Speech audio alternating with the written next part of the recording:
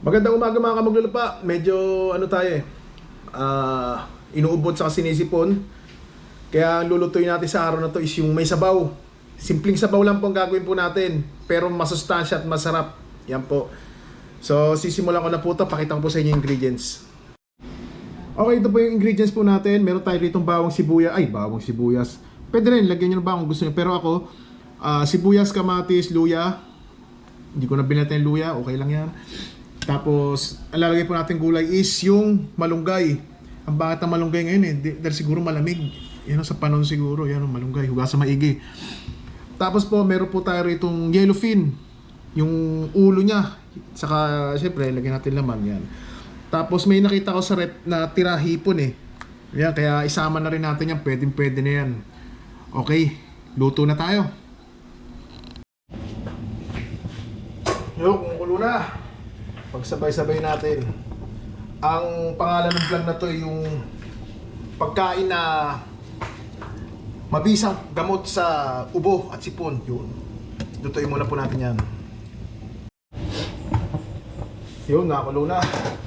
Sunod po natin gagawin. Lagay na po natin itong ulo. Lagay na natin yan. Mabilisan maluto yan. Hugasan nyo hong maigi para masarap ang paghigop ng sabaw. Lagyan natin yan sa ibabaw. Tapos, lagyan natin ng pampalasa patis. Yan o.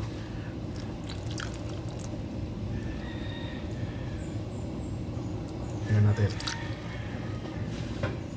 Patis at konti lang. Okay na yan. Medicine. Takpan ulit po natin.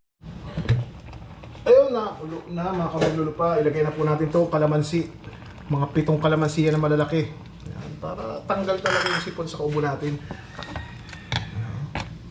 Ako, napakasarap nito. Tikman nga natin.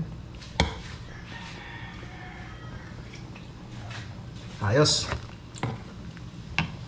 Kung may tahong po, pwede rin sa tahong to, lagyan ng tahong.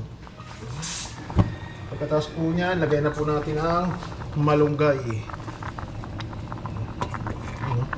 Isang source of energy ang malunggay at saka maganda yan sa ubot sipon. Sa katawan na rin, maganda yan lahat.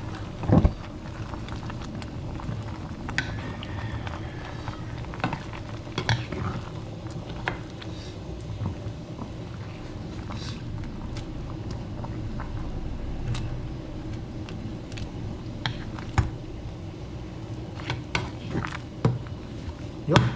Ayos na po yan. Sinabawan na yellowfin at na may hipon. Okay.